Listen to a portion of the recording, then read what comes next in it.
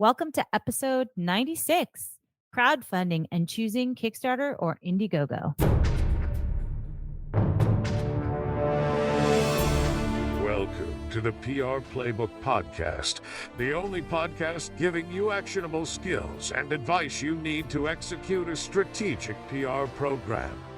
Warning: what you hear next may lead to brand awareness and increased sales and customer exposure. Now here's your host, Rinjini Joshua.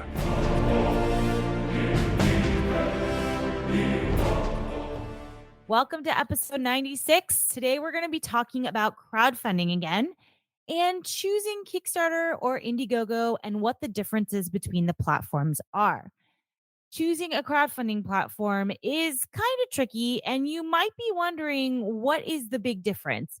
There are definitely key differences and different projects that perform better on one platform or the other. So, I wanted to talk about the advantages and disadvantages of Kickstarter versus Indiegogo.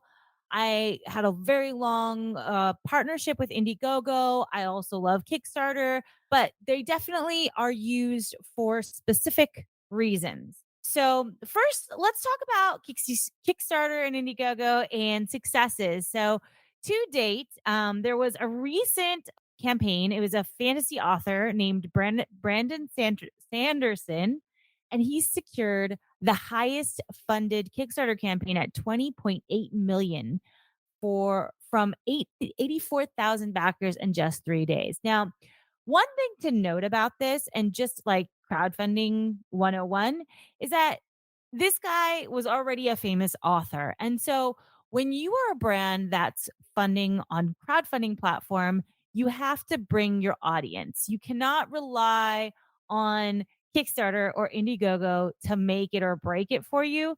You really have to bring your own audience. And I always have to say that the email list is the most important thing that you can bring to a crowdfunding campaign. That will definitely be the deciding factor on if your campaign is going to be successful or not. So that's just, I want to put that out there first. The email list is very important. It's something that you have to cultivate over a period of time. And the larger the list, the better it is. So this author, Brandon Sanderson, obviously had a huge following. And so that was kind of the impetus of his book securing so much funding. So you have to kind of think about that. Another thing to think about when you're thinking about Indiegogo versus Kickstarter is that there's some limitations to the two platforms. So I'm going to start with Kickstarter because I feel like it was kind of the first known one, and then I'll go into Indiegogo and the benefits and challenges of those as we go. So Kickstarter, first of all and foremost, offers only fixed funding. So fixed funding and flexible funding are the two funding options in rewards based campaigns. I'll first define rewards based campaign. A rewards based campaign is one that is not for equity. So you're offering a reward or some kind of prize for them to fund the campaign. Typically on a rewards based platform like Kickstarter or Indiegogo, they give you $10, you give them a balloon. There's a transaction, basically, it's transactional. So fixed funding is when you set the funding amount and you only get that amount if you make the goal. So let's say you set your amount to $35,000 and you raise $30,000 and your deadline comes to comes to fruition. If you do not raise that $35,000, you're going to not get any of it. So it's all or nothing is what we used to call it. Fixed funding is like the technical term. So it's all or nothing. And Kickstarter also gives you the option of just only setting a date and like leaving it. So once you set the date, you can't typically ask for an extension. I've seen some rare cases where Kickstarter will give you an extension if the campaign is doing well or if there's a valid reason, like something went wrong or something like that. But typically, Kickstarter does not allow you to get an extension, and it only offers fixed funding, which means it's all or nothing. If you fail to reach your goal, you don't get any of the money, you don't get any of the contact information, you really don't get much of anything. So it's a pretty hard and fast thing on Kickstarter.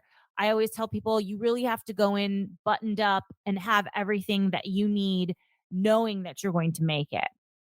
The other thing is Kickstarter quality control is a huge, huge thing for them. So they approve every campaign. So you have to know that the Kickstarter campaign might take anywhere from 4 days to a couple weeks to approve. Usually it's on the faster side, but ever so often it does take a little bit of time. And then sometimes they come back to you with edits. So they will come back to you and say, hey, you need to change this and this and this before you can publish your campaign. So they do have a quality control structure. They don't allow photorealistic images. So if you have a rendering, you don't have like an actual product yet, but you have a rendering of the photo, they typically don't allow you to use that unless there is another photo of the real thing somewhere in the campaign. So you have to have high quality images. I mean, quality control is really the name of their game. They're also just basically focused on North America and the UK. They don't typically do outside of those international campaigns outside of North America, US, Canada, UK. And then last but not least, the fees for Kickstarter is a 5% fee. And then there's typically like a 3 to 5% processing charge on PayPal, which is typically how the user would be paying for their reward. And so that's a flat fee because they only offer fixed funding. So that is the Kickstarter fee. It's a little bit higher than Indiegogo's fixed fee, which is 4%. So now let me dive into Indiegogo a little bit. The things I love and the things that people love about Indiegogo is that it offers a variety of funding options and it offers in demand. But let's go through the funding options first. First is fixed funding and flexible funding. So you can do an all or nothing campaign at that 4% that we were talking about, or you could do a flexible funding campaign. You have to select these, you pre select these before you start. And flexible funding means that you pay a higher percentage fee up to 9%. However, you're going to get the money no matter what. So you set a $35,000 goal, you hit 30,000, then you get that 30,000. None of those fees, none of that money you can access during the campaign. It's typically like 14 days after the campaign. So there are those different stages. The other really cool thing about Indiegogo is that you can indicate what product stage you're at. So they don't require you to have a working prototype there, but they do allow you to use renderings, and they also allow you to say that this is in the conception stage, or this is the production stage, or this is the prototype stage. And so it gives the backer a little bit more confidence in understanding what stage it's at, the actual product is at. So they allow you to do that. They also enable you to do a lot of different cool marketing things. So you have access to your backer list. You can leverage your backers as affiliates, which Kickstarter does not necessarily condone. They do not like doing affiliate. They don't want their they don't want their backers doing affiliate deals. However, there are like other workarounds around affiliates on Kickstarter, like using Kick Booster. But Indiegogo gives you unique individualized links so that people can actually refer people. You could do contests with your backers where you could say, hey, refer the most amount of people and we'll give you, either a free product or a certain amount of money. So there's a lot of really cool affiliate campaigns that you can create with the tracking that Indiegogo has, which is much deeper tracking, and they create unique links for all the backers, which I think has been really good for a lot of the campaigns that we've run in the past. If you have a sophisticated email marketing campaign or you have a pretty big email list that is an active email list, then this is a really great way to go. Also, if you're an international company, Indiegogo is going to allow all international campaigns. We've run campaigns from Croatia, we've run campaigns from Germany, Italy, India. So you can actually run campaigns from anywhere.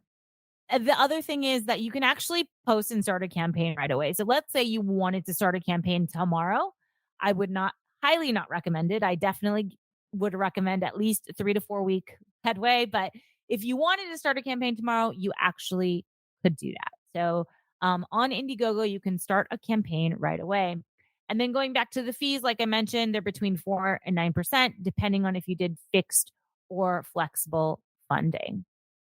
I mean, those are the main differences. I think I've seen on Kickstarter, what I usually tell people, what I usually recommend is it does have a higher backer amount. So the typical backer usually spends a little bit more on Kickstarter.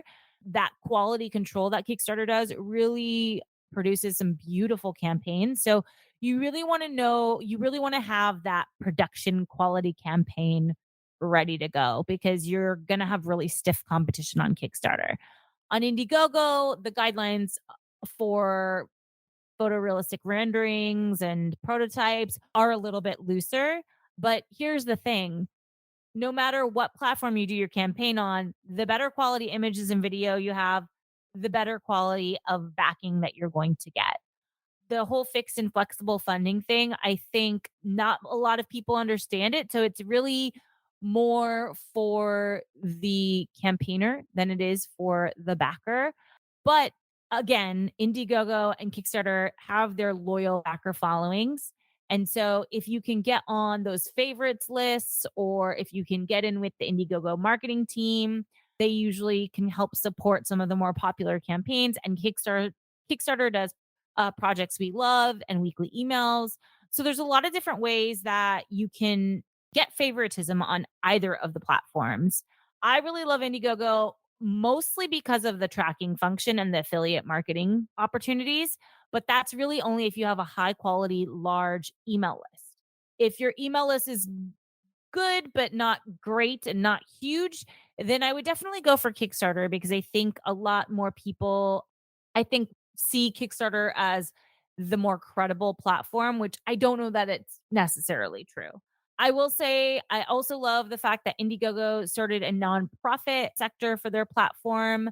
So if you are a nonprofit and you want to raise money, Indiegogo has a nonprofit portion of their platform where you do not have to pay fees. So that's another thing. And they have some really amazing partnerships with hardware manufacturers and distributors and things like that that you might be able to get access to if you have a successful campaign. So Indiegogo has built kind of a network of really cool things for companies that are starting up and pumping out of crowdfunding. Whereas Kickstarter really kind of stayed true to the core of what they've always been, which is a high quality crowdfunding platform.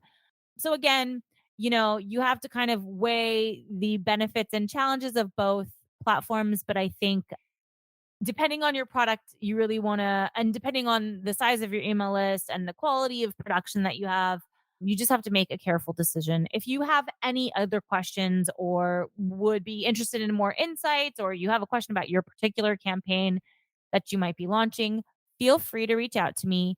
It's Rongini at thesilvertelegram.com. We have helped fund more than 50 campaigns over the last 10 years. We did a lot of campaigns over a period of 4 or 5 years. And now we just kind of manage campaigns every once in a while when we see something cool. So if you have any questions, feel free to reach out. I'm happy to help. And I hope this was helpful for you. Have a great day and happy crowdfunding.